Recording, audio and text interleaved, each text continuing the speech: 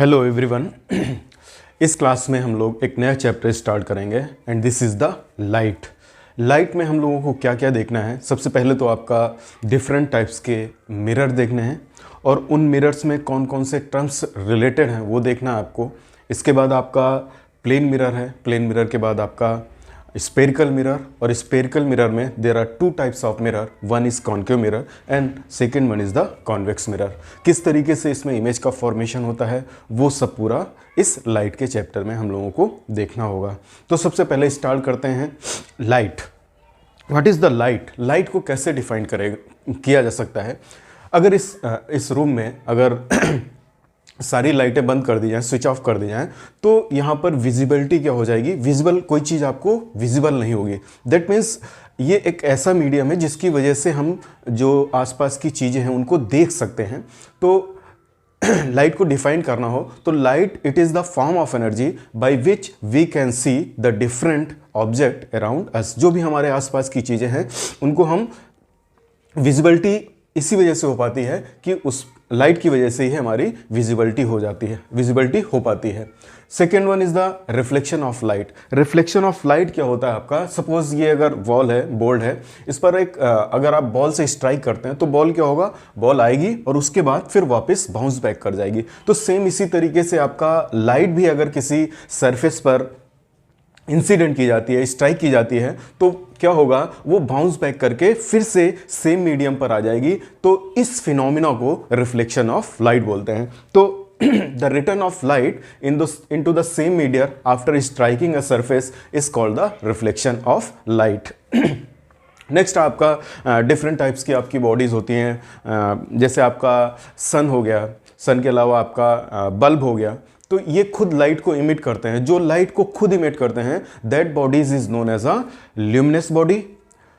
और जो बॉडी खुद लाइट को इमिट नहीं करती हैं लेकिन उन पर जब लाइट पड़ती है उसके बाद रिफ्लेक्शन के बाद वो जो भी आपकी चीज़ है वो रिफ्लेक्शन ऑफ लाइट के बाद आपको विजिबल होगी, तो उस बॉडीज को बोलते हैं नॉन ल्यूमिनस बॉडी। तो ल्यूमिनस बॉडी क्या हो जाएंगी? Which emits their own light. Example sun हो गया, बल्ब हो गया, आपका टार्च हो गया।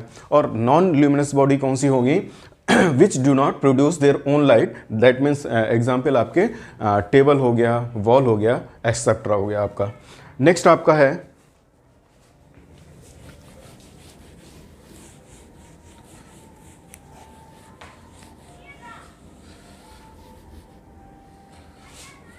आपका मिरर।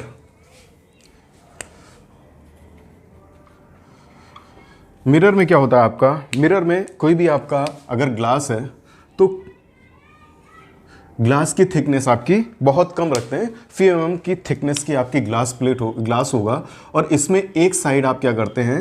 एक साइड आप सीधे इसकी हाईली पॉलिश्ड रखते हैं और दूसरी सरफेस जो होगी आपकी उसमें आप कोटिंग कर देते हैं। और कोटिंग किसकी होती है आपकी?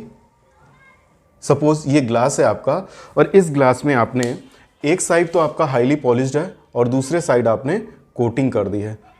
ठीक है, कोटिंग ऑफ सिल्वर। ठीक है, अब कोटिंग ऑफ सिल्वर करने से और दूसरा जो सरफेस है ये हाईली पॉलिश्ड सरफेस है। ठीक है, तो जब इस तरीके से कोई भी ग्लास है कुछ थिकनेस का, एक साइड आपका अगर सिल्वर से कोटिंग कर दी गई है तो यहाँ पर क्या होगा? कोई भी लाइट इंसिडेंट करेगी और इंसिडेंट करने के बाद फिर क्या होगा? लाइट रिफ्लेक्ट होके सेम मीडियम में वापस आ जाएगी।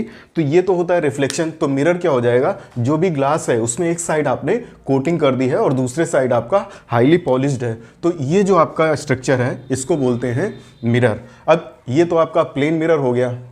इसके अलावा आपका स्पेरिकल मिरर होता है। स्पेरिकल मिरर में आपका नेक्स्ट क्लास होगा तब उसमें स्पेरिकल मिरर में आपके कौन कौन से मिरर हैं वो आपको बताएंगे, कॉन्केव और कॉन्वेक्स। तो यहाँ पर मिरर किसको बोलेंगे? मिरर ऐसा है जिसमें एक साइड आपने हाईली पॉलिश करके रखा हुआ है जिससे लाइट आएगी और इंसिडेंट होने के बाद वापस बाउंस बैक कर जाएगी और दूसरे साइड आपने कोटिंग कर रखी है। तो ये लाइट ट्रांसमिट होके आगे नहीं जा पाएगी। तो इस तरीके का जो स्ट्रक्चर आपने बनाया हुआ है ये आपका हो जाता है मिरर। ठीक है, इसके बाद आपका काइंड्स ऑफ रिफ्लेक्शन है। काइंड्स ऑफ रिफ्लेक्शन क्या है आपका? सपोज अगर बॉडी आपकी हाईली पॉलिश्ड है। तो हाईली पॉलिश्ड के केस में क्या होगा, हाईली पॉलिश्ड अगर बॉडी है और एक साइड आपने इसकी सिल्वर कोटिंग करके रखी है, ठीक है। अब सिल्वर कोटिंग करने से क्या होगा, जो भी लाइट इंसिडेंट होगी वो इंसिडेंट होने के बाद, स्ट्राइक करने के बाद आगे ट्रांसमिट नहीं कर पाएगी। दैट मीन्स जो भी लाइट आई है वो बाउंस बैक कर जाएगी सेम मीडियम पर। तो इस तरीके का अगर सपोज ये आपकी लाइट हुई, आई इंसिडेंट है, तो रिफ्लेक्शन होगा और रिफ्लेक्शन के बाद आपकी इस तरीके से वापस बाउंस बैक कर जाएगी। तो यहाँ पर क्या है, ये जो आपका हाईली पॉलिश्ड है ये आपका मिरर है, प्लेन मिरर है या हाईली पॉलिश्ड सरफेस है। तो इस तरीके की जो सरफेस होती हैं, जो स्मूथ सरफेस होती हैं, उनसे जो भी आपका रिफ्लेक्शन होगा वो रिफ्लेक्शन आपका रेगुलर रिफ्लेक्शन कहलाएगा। सपोज अगर ढेर सारी एक बीम ऑफ लाइट है और बीम ऑफ लाइट जब स्ट्राइक करेंगी तो यहाँ पर parallel beam of light parallel है, तो आफ्टर रिफ्लेक्शन के बाद जो भी आपकी रिफ्लेक्टेड रेज हैं वो सारी रिफ्लेक्टेड रेज आपकी पैरेलल हो जाती हैं। तो इस तरीके के जो भी आपके रिफ्लेक्शन होंगे कि आफ्टर रिफ्लेक्शन जो भी इंसिडेंट हुआ है उस टाइम पे भी जो भी आपकी बीम ऑफ लाइट है वो पैरेलल थी, तो रिफ्लेक्शन के बाद भी ये पैरेलल रहेंगी। तो इस तरीके का जो भी आपका रिफ्लेक्शन होगा that is known as a regular reflection. Second होता है आपका इर्रेगुलर रिफ्लेक्शन। इर्रेगुलर रिफ्लेक्शन क्या है, जो भी आपकी रफ सरफेस होगी, तो रफ सरफेस में अगर आप देखेंगे तो इसका कुछ स्ट्रक्चर आपका इस तरीके से रहेगा। एक साइड आपने पॉलिश कर रखा हुआ है और दूसरे साइड आपका हाईली, एक साइड आपने कोटिंग कर रखी है और दूसरे साइड आपने हाईली पॉलिश सरफेस है। तो इस तरीके से जब भी आपकी लाइट आएगी, सपोज आपने लाइट इंसिडेंट की और वो लाइट आपकी parallel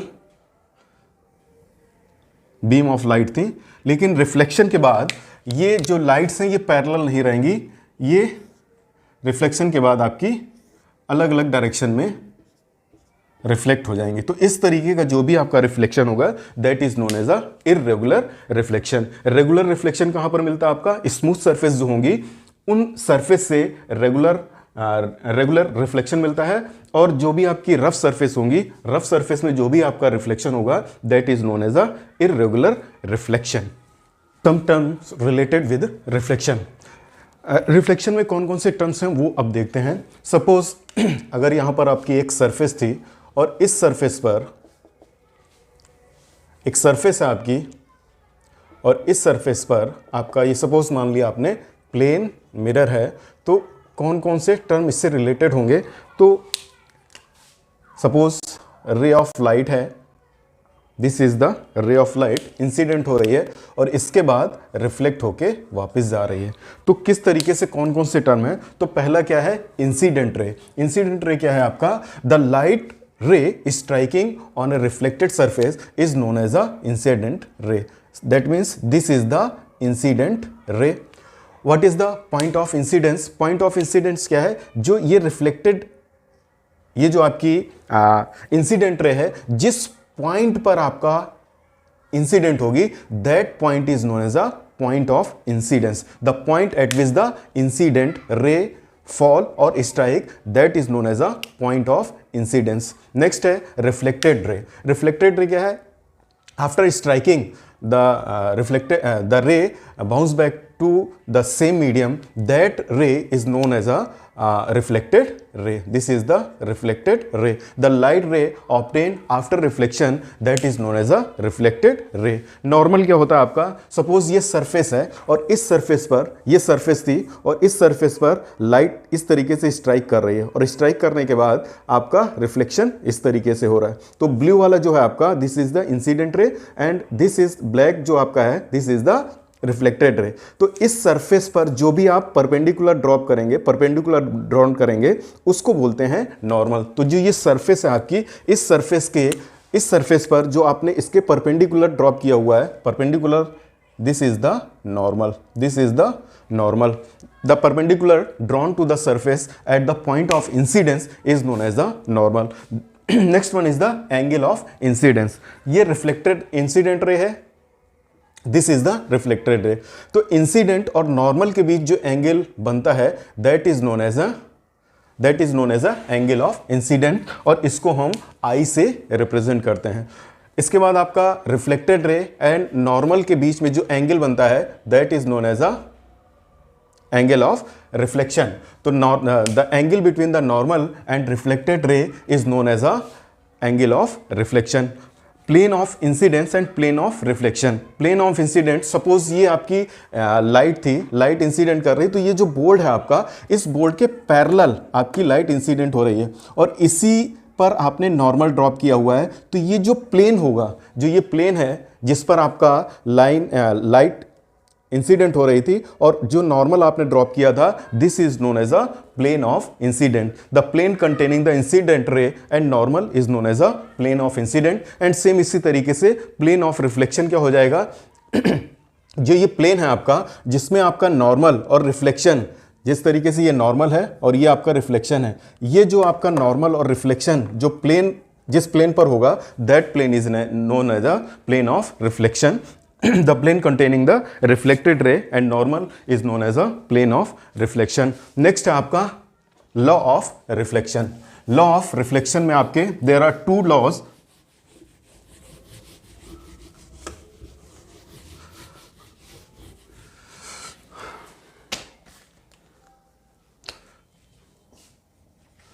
The light ray follow two laws. First one, suppose इस तरीके से आपकी this is the surface, this is the incident, ये आपका normal and this is the reflected ray. This is the angle of incidence, this is the angle of reflection. तो first law क्या कहता है आपका, angle of incidence will be equal to the angle of reflection. जो भी आपका angle I होगा और जो एंगल आर होगा, that will be the same. This is the first law. The angle of incidence and the angle of reflection will be the same. The angle of incidence and angle of reflection is equal। Second law क्या है आपका, point of incidence पर जो ये आपका incident ray है, normal है और ये जो आपका रिफ्लेक्टेड रे है, ये तीनों सेम प्लेन पर लाई करते हैं। That means the incident